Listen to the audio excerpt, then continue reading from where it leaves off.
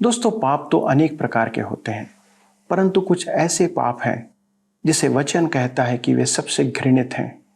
वो निकृष्ट स्थिति में, अवस्था में रखे जाते हैं और परमेश्वर इन पापों से घृणा करता है। विशेष तौर पर जब हमारे जीवन से इस पाप को होता है या हम अपने शरीरों से इस पाप को करते हैं।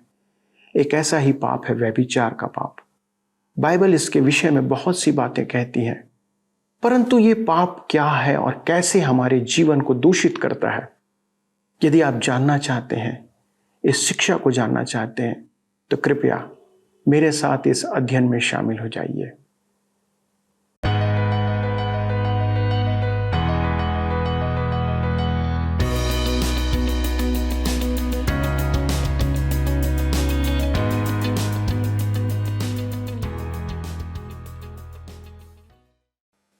नमस्कार दोस्तों, आज के सत्वचन कार्यक्रम में आपका स्वागत है।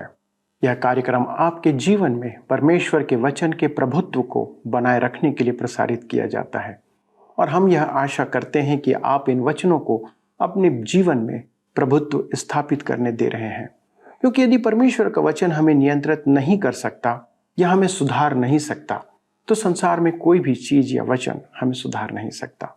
दोस्तों, परमेश्वर में तो सामर्थ है ही, पर उसके वचन में भी सामर्थ है कि वह हमारे जीवन को बदल सके। आज यदि आप गलत राहों पर हैं और आपको परिवर्तन की आवश्यकता है, तो आपको आज परमेश्वर के वचन के पास आना होगा। आपको परमेश्वर के वचन की ही आवश्यकता है। आप इन वचनों पर ध्यान दें, उनका मनन करें और वचन जो आपसे कह रहा है उसे अपने जीवन में लागू करें।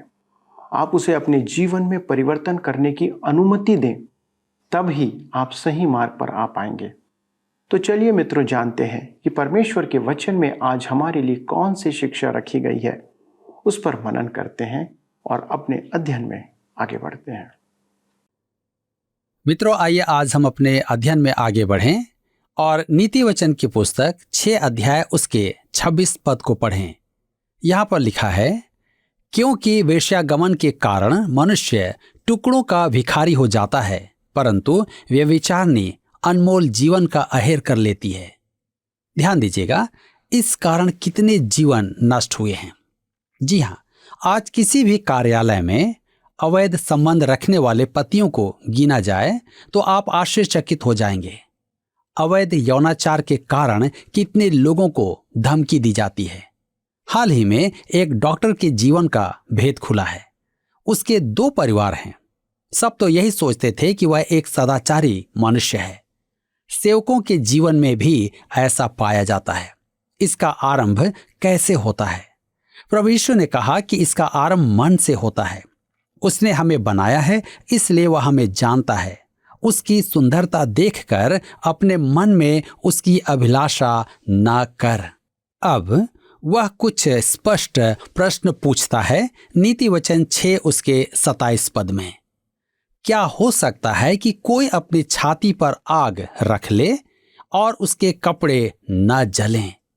यहां इसका उत्तर स्पष्ट है।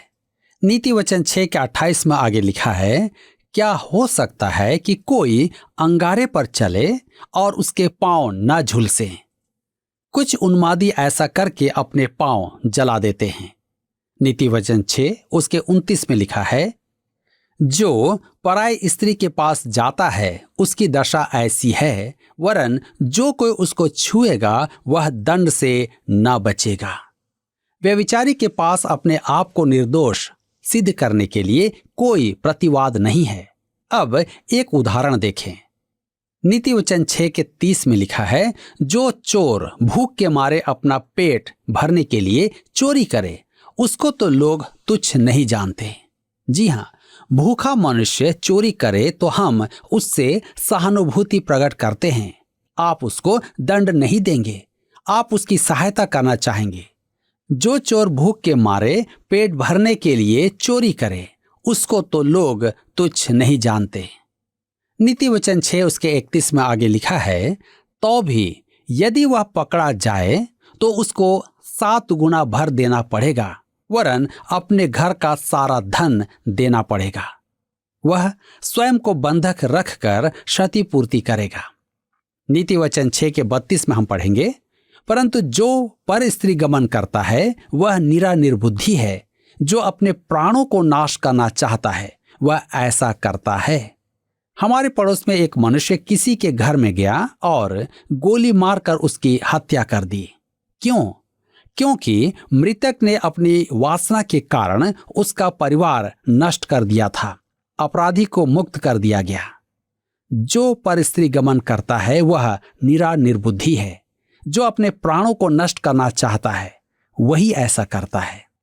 नीति वचन उसके 6 और 33 पद में उसको घायल और अपमानित होना पड़ेगा और उसकी नाम धराई कभी न मिटेगी।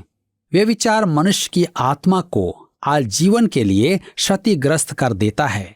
मैं एक ऐसे पुरुष को जानता हूं जिसका पराई स्त्री से संबंध था, परंतु वह पश्चाताप करके लौट आया और उसकी पत्नी ने उसे क्षमा भी कर दिया। मैं उसके परिवार को जानता हूं और कह सकता हूं कि आज वह परिवार एक सुखी परिवार नहीं है। व्यभिचार का दाग मिटाया नहीं जा सकता है। ऐसा करने वाला निर्बुद्धि है।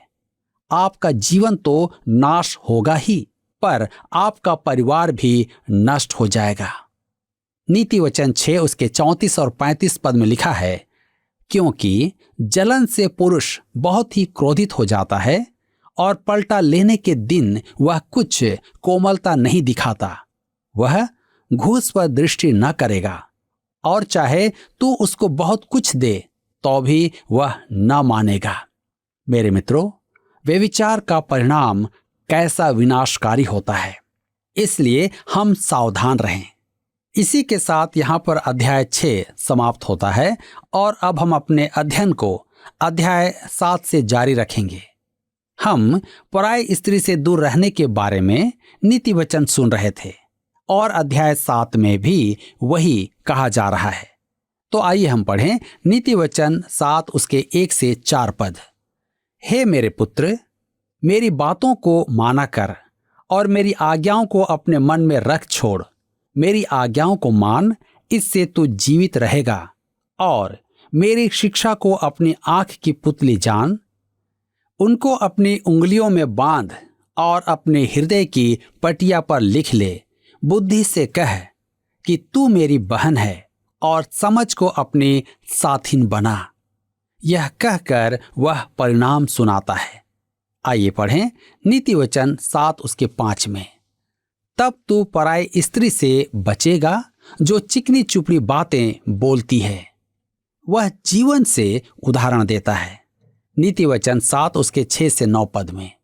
मैंने एक दिन अपने घर की खिड़की से अर्थात अपने झरोके से झांका, तब मैंने भोले लोगों में से एक निर्बुद्धि जवान को देखा।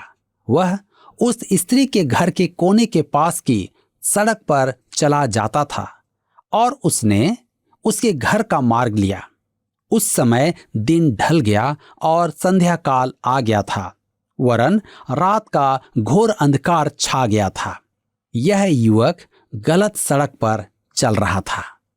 नीति वचन 7 उसके 10 से 14 पद में आगे लिखा है, और उससे एक स्त्री मिली जिसका भेष वेश्या का सा था और वह बड़ी धूर्त थी। वह शांति रहित और चंचल थी और अपने घर में न ठहरती थी। कभी वह सड़क में कभी चौक में पाई जाती थी और एक एक कोने पर वह बाट जोहती थी।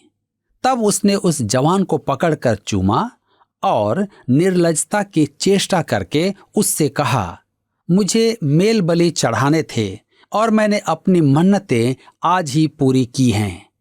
वह धार्मिक स्त्री है और उसे विश्वास दिलाती है कि वह परमेश्वर की दृष्टि में सही है। मुझे मेल बलि चढ़ाने थे और मैंने अपनी मन्नतें आज ही पूरी की हैं। नीति वचन 7 उसके 15 में लिखा है, इसी कारण मैं तुझसे भेंट करने को निकली। मैं तेरे दर्शन की खोजी थी, सो अभी पाया है। अर्थात मैं जैसे पुरुष के लिए तरसती रही, वह आज मुझे मिला है। नीति वचन 7 उसके 16 से 20 पद में हम आगे पढ़ेंगे। मैंने अपने पलंग के बिछौने पर मिस्र के बेलबूटे वाले कपड़े बिछाए हैं मैंने अपने बिछौने पर गंधरस, अगर और दालचीनी छिड़की है। इसलिए अब चल हम प्रेम से भोर तक जी बहलाते रहें, हम परस्पर की प्रीति से आनंदित रहें, क्योंकि मेरा पति घर में नहीं है, वह दूर देश को चला गया है। वह चांदी की थैली ले गया है और पूर्णमासी को लौट आएगा। मेरे प्रियो, वह उसे विश्वास दिलाती है कि उसका पति घर से बाहर विदेश गया है और बहुत दिनों बाद वापस आएगा। नीति वचन 7 उसके 21 से 23 पद में लिखा है, ऐसी ही बातें कह कहकर उसने उसको अपनी प्रबल माया में फंसा लिया और अपनी चिकनी चुपड़ी बातों से उसको अपने वश में कर लिया। वह तुरंत उसके पीछे हो लिया और जैसे बैल कसाई खाने को या जैसे बेड़ी पहने हुए कोई मुड़ ताड़ना पाने को जाता है, अंत में उस जवान का कलेजा तीर से बेधा जाएगा। वह उस चिड़िया के समान है जो फंदे की ओर वेग से उड़े और न जानती हो कि उसमें मेरे प्राण जाएंगे। यह कैसा दृश्य है। अब चेतावनी दी गई है। नीति वचन 7 उसके 24 से 27 पद में आगे लिखा है, अब हे मेरे पुत्रों, मेरी सुनो और मेरी बातों पर मन लगाओ। तेरा मन ऐसी स्त्री के मार्ग की ओर न फिरे और उसकी डगरों में भूल कर न जाना, क्योंकि बहुत लोग उससे मारे पड़े हैं। उसके घात किए हों की एक बड़ी संख्या होगी। उसका घर अधोलोक का मार्ग है, वह मृत्यु के घर में पहुंच जाता है। मेरे मित्रों, इस चेतावनी को हमें ज्यों का त्यों मानना है। आज इसका हमारे लिए आत्मिक अर्थ भी है। धर्मशास्त्र में आत्मिक व्यभिचार के बारे में बहुत कुछ कहा गया है। परमेश्वर की प्रजा जब मूर्ति की उपासना करने लगी, तब परमेश्वर ने उसे व्यभिचारिणी कहा था। वे मूर्ति की उपासना करने के कारण दासत्व में भेजे गए थे। उन्होंने जीवते परमेश्वर का त्याग कर दिया था। वे परमेश्वर के प्रति निष्ठावान नहीं थे। यह आत्मिक व्यभिचार था। आज चारों ओर अनेक धार्मिक पंथ हैं, अनेक मान्यताएं हैं। एक पंथ है जिसका कहना है कि मसीह का अनुसरण ऐसे नहीं करना है जैसे हम करते हैं, और एकमात्र यीशु को उद्धारकर्ता मानने की आवश्यकता नहीं है। जो आवश्यक है वह कर्म है जैसे वे करते हैं। एक बार मैं टीवी पर गलातियों का अध्ययन करवा रहा था कि उद्धार केवल विश्वास से है, इसके लिए अन्य कुछ करने की आवश्यकता नहीं है। मैं बल दे रहा था कि हमें केवल यीशु को ही उद्धारकर्ता मानना है। मुझे अनेकों ने जाने क्या क्या लिखा। एक ने लिखा, आपके अनुसार हमें मूसा की व्यवस्था का त्याग कर देना चाहिए। मैंने ऐसा कुछ नहीं कहा था। मैं कह रहा था कि व्यवस्था के द्वारा उद्धार नहीं है। व्यवस्था तो अच्छी है, परंतु हमारे साथ समस्या है। इस कारण हमारा उद्धार केवल मसीह यीशु ही कर सकता है। हम स्वयं प्रयास करने की अपेक्षा उसके पास आ जाएं, तो हमारा उद्धार हो जाएगा। किसी ने मुझे लिखा कि मैं गलत हूं। आपको कहना था कि बपतिस्मा लेने के लिए एक विशेष विधि अपनाओ। किसी ने कहा, आपको मुझे बताना था कि किस दल की सदस्यता लूं। किसी ने कहा कि मुझे मूसा के व्यवस्था पालन की शिक्षा देना चाहिए, क्योंकि मसीह में विश्वास करके भी व्यवस्था पालन आवश्यक है। क्या मैं प्रति उत्तर में कह सकता हूं कि हम विश्वासी मसीह से जुड़े हुए हैं और हमें प्रभु यीशु की आज्ञाओं का पालन करना है। यदि हम उससे प्रेम करते हैं तो उसकी आज्ञाएं बोझ नहीं हैं। हमें एक दूसरे से प्रेम करना है। जी हाँ, हमें परमेश्वर की आत्मा से भर जाना है। हमें संसार में गवाह बनना है। आज ये उसकी आज्ञाएं हैं। हम जीवित मसीह यीशु से जुड़े होने के कारण ऊंचे स्तर पर जीवन जी रहे हैं। हमारे मन में और जीवन में आत्मा का फल प्रकट होना चाहिए। ये सब धार्मिक पंथ उस पराय स्त्री के समान हैं जो सड़क पर उस युवक से चिकनी चुपड़ी बातें करती हैं। वह स्त्री पुरुषों को पुकारती है, वह अपने काम में व्यस्त है, वह हर जगह आपसे भेंट कर सकती है, वह एक वेश्या है, वह आपको प्रभु यीशु से अलग करना चाहती है। मेरे मित्रों, सड़क की यह पराई स्त्री कई बार रेडियो और टीवी के द्वारा भी आपके घर में आ सकती है और आपको ललचाती है। कहा गया है कि उसके साथ चलना ऐसा है जैसे बकरा कसाई खाने को। काश हम मसीह यीशु की अपेक्षा किसी और में आस्था न रखें। मेरे विचार में यह धार्मिक पंथों का सबसे अच्छा चित्रण है। वेश्या के समान श्रृंगार से पूर्ण है, आकर्षक हैं, ललचाते हैं और नरक ले जाने वाली बातें सुनाते हैं। यीशु हमारे प्राण से प्रेम रखने वाले से हमें दूर ले जाना चाहता है। मित्रों, यहाँ पर फिर अध्याय 7 समाप्त होता है और हम आगे बढ़ते हुए अध्याय 8 में आते हैं। अब यह युवा अनेक महाविद्यालयों के प्रोस्पेक्टस देख रहा है जिनमें बुद्धि का स्कूल भी है और मूर्खता का स्कूल भी है। इस अध्याय में बुद्धि उसे पुकार रही है। उसकी पुकार आपातकालीन है। उस युवक पर अब दबाव है। स्कूल का घंटा बजेगा और उसे किसी न किसी स्कूल में जाना ही होगा। तो आइए देखें युवक को बुद्धि की पुकार। नीति वचन 8 उसके 1 में लिखा है, क्या बुद्धि नहीं पुकारती है? क्या समझ ऊंचे शब्द से नहीं बोलती है? मित्रों, हमने देखा है कि युवक को ललचाया गया था कि वह बुद्धि की पाठशाला छोड़ दे। मेरा विश्वास करें कि धार्मिक पंथ सड़कों पर घूम रहे हैं और आपका द्वार खटखटा रहे हैं। परमेश्वर के लोगों को भी आज सड़क पर ऐसा ही करना चाहिए। मैं कुछ संस्थाओं के लिए वास्तव में मन से आभारी हूं कि वे युवाओं में सेवा कर रही हैं। वे घर घर जाते हैं, वे अपने जीवन से गवाही देते हैं। यह एक अति उत्तम कार्य है। बुद्धि और समझ की बात सुनाई देती है।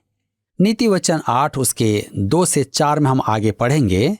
वह तो ऊंचे स्थानों पर मार्ग की एक ओर और तिरमुहानियों में खड़ी होती है, फाटकों के पास नगर के पैठाओं में और द्वारों ही में वह ऊंचे स्वर से कहती है, हे मनुष्यों, मैं तुमको पुकारती हूं और मेरी बात सब आदमियों के लिए है। हम टीवी एवं रेडियो के माध्यम से यही करने का प्रयास कर रहे हैं। हम बुद्धि के स्कूल में आने का निमंत्रण भेज रहे हैं। हम आपको मसीह के रूप में बुद्धि के पास बुला रहे हैं। प्रभु यीशु हमारे लिए ज्ञान है। नीति वचन 8 के 5 में लिखा है, हे भोलो, चतुराई सीखो और हे मूर्खों, अपने मन में समझ लो। क्या आप कहेंगे कि आप अधूरे हैं, आप पापी हैं और आपके साथ बौद्धिक समस्याएं नहीं हैं? कभी कभी मनुष्यों को बौद्धिक समस्याओं का उल्लेख करते सुनना हास्यास्पद लगता है। मुझे एक युवक ने कहा उसे बाइबल में बौद्धिक समस्या होती है। आप जानते हैं कि उसकी वास्तविक समस्या क्या थी? वह अपने पाप से मन फिराना नहीं चाहता था। मैंने तो यही देखा है कि यदि किसी मनुष्य में पाप की समस्या है और वह मसीह के पास उस समस्या को लेकर आ जाए तो अति विस्मयकारी रूप से वह बौद्धिक समस्या दूर हो जाती है। नीति वचन 8 उसके 6 में आगे लिखा है, सुनो, क्योंकि मैं उत्तम बातें कहूंगी और जब मुंह खोलूंगी तब उससे सीधी बातें निकलेंगी। यह कैसा अद्भुत चित्रण है। नीति वचन 8 उसके 7 से 8 पद में लिखा है, क्योंकि मुझसे सच्चाई की बातों का वर्णन होगा, दुष्टता की बातों से मुझको घृणा आती है। मेरे मुंह की सब बातें धर्म की होती हैं, उनमें से कोई टेढ़ी व उलटफेर की बात नहीं निकलती है। मेरे प्रियो, बाइबल में गलतियां और समस्याएं खोजने वाले बहुत हैं। अनेक पुस्तकें भी लिखी गई हैं। मैं समझ सकता हूं कि बौद्धिक मनुष्य के लिए बाइबल में समस्याएं उत्पन्न होती हैं। मेरे साथ भी ऐसा ही था जब मैंने अध्ययन आरंभ किया था। मुझे आज भी समस्याएं हैं, परंतु समस्या परमेश्वर के वचन में नहीं है। समस्या मनुष्य के मन मस्तिष्क में है। परमेश्वर कहता है कि बुद्धि के वचनों में न तो कुछ जटिलता है और न ही भ्रष्ट बातें हैं। मेरे मित्रों, आज मैं आपसे जानना चाहता हूं, क्या आज आप बुद्धि की बातों को सुनते हैं? क्या आप उसकी बातों को जानना और सीखना चाहते हैं? या आप अपना जीवन संसार में ही बिताना चाहते हैं? निर्णय आपका है, जीवन आपका है। अवश्य ही इस पर विचार करें। दोस्तों, पाप तो पाप होता है, पर हम पापों को भी श्रेणीबद्ध कर सकते हैं। कुछ पाप हैं जिसे वचन घृणा योग्य या निकृष्टता की श्रेणी में रखता है, और उसमें से एक है व्यभिचार का पाप। बाइबल स्पष्ट कहती है कि यह पाप मनुष्य अपनी देह से करता है, और इस देह को परमेश्वर ने अपने मंदिर के रूप में बनाया है कि उसमें परमेश्वर का पवित्र आत्मा वास करे। पर मनुष्य इस देह से अनेक पाप करता है और परमेश्वर के पवित्र आत्मा के निवास स्थान को अशुद्ध करता है।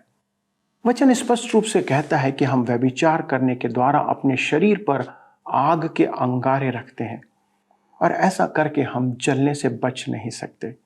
इसका अर्थ है कि हम स्वयं अपना नुकसान करते हैं।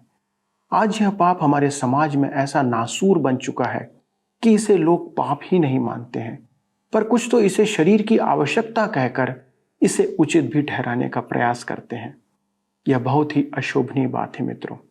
यह एक ऐसा पाप है जिसमें छोटे बड़े, अमीर गरीब, शिक्षित अशिक्षित और यहाँ तक कि पास्टर, प्रचारक और संत स्तर के लोग भी व्यापक तौर पर लिप्त पाए जाते हैं। वचन कहता है कि इसके न्याय से आप बच नहीं पाएंगे। प्रभु यीशु ने तो इसे मानसिक तौर पर विचार करने को भी पाप कहा है। आप समझ सकते हैं कि हमें इससे कितना सावधान रहने की आवश्यकता है। दोस्तों, यदि आप इन पापों में लिप्त हैं तो परमेश्वर का वचन आज ही आपको इससे दूर होने के लिए हिदायत देता है और प्रेरित करता है। क्या आप इससे बचे रहना चाहते हैं? तो चलिए प्रार्थना करें और परमेश्वर से सहायता मांगे कि हम ऐसे पापों से जीवन भर बचे रहें। आइए प्रार्थना करें। हमारे स्वर्गीय पिता परमेश्वर, आपका वचन बहुत स्पष्ट है जो हमें उन बातों के लिए हिदायत देता है, आगाह करता है, चेतावनी देता है कि यदि हम इन पापों से अपने आप को आज ना बचाएं तो प्रभु हमें आपके न्याय के सामने, न्याय के सिंहासन के सामने एक दिन खड़े होकर इसका उत्तर देना होगा। पिता, हमारे कितने ऐसे लोग हैं, कितने भाई बहन हैं प्रभु, जो इस प्रकार के पाप में शारीरिक तौर पर, मानसिक तौर पर, वैचारिक तौर पर प्रभु लिप्त हैं। प्रभु, हमारी प्रार्थना है कि आज इन सबों को आप छुटकारा दें, उन्हें आत्मिक संयम दें, मानसिक संयम दें प्रभु, शारीरिक संयम प्रदान करें कि वे इन पापों से बचे रहें। और पिता परमेश्वर, अपने जीवन से, अपने शरीर से प्रभु आपकी महिमा दे, क्योंकि ये शरीर जो आपने दिया है ये आपके पवित्र आत्मा का निवास स्थान है। इसमें शुद्धता और पवित्रता बनाए रखने के लिए प्रभु आप हमारे सभी दर्शकों की सहायता करें। विशेष तौर पर जवान बच्चे प्रभु, वे लोग जो घरों से बाहर जाते हैं, उनके लिए प्रार्थना है कि प्रभु आप इन्हें इन सब प्रकार के पापों से, ऐसे व्यभिचार के विचारों से प्रभु आप सुरक्षित रखें। आज हमारा समाज, हमारा सोशल मीडिया, हमारे इंटरनेट के सारे माध्यम इस प्रकार के गंदे विचारों से भरे हुए हैं। हमारी प्रार्थना है पिता, हमारे बच्चों को, हमारे विश्वासियों को और हमारे सारे देश की जनता को इस प्रकार के विचार से, गंदी बातों से प्रभु आप सुरक्षित रखने में सहायता करें। विनती प्रभु यीशु मसीह के नाम से मांगते हैं, आमीन। दोस्तों, आज का अध्ययन आपको कैसा लगा? क्या आपने आशीष प्राप्त की है? यदि हाँ और यदि नहीं भी तो कृपया हमें फ़ोन करके बताएं कि कौन सी बात आपको अच्छी लगी और आप किन बातों से आप खेदित हुए। आपके पत्र, फ़ोन, SMS और WhatsApp का हमें इंतज़ार रहेगा। अगले प्रसारण में इस अध्ययन को आगे बढ़ाएंगे। तब तक परमेश्वर के वचन पे चलते रहिए। प्रभु आपको आशीष दे। पिछले प्रश्न का उत्तर है ए, परिपूर्णता। बाइबल में 7 का अंक सिद्धता की अपेक्षा परिपूर्णता को प्रकट करता है। आज के अध्ययन पर आधारित प्रश्न है, वचन अनुसार किस पाप के परिणाम स्वरूप मनुष्यों को टुकड़ों के भिखारी होने की चेतावनी दी गई है? ए, लोभ, बी, चोरी, सी, वेश्यागमन, डी, हत्या। मित्रों, इस प्रश्न का उत्तर हमें कल सुबह 6 बजे से पहले विकल्प A, B, C या D के साथ अपना नाम, पता, स्थान के साथ 9651433397 पर SMS या WhatsApp करें। सभी विजेताओं को विशेष पुरस्कार प्रदान किए जाएंगे। धन्यवाद। क्या आपको यह कार्यक्रम पसंद आया? अभी हमें एक मिस कॉल करें और आप अगले विजेता हो सकते हैं।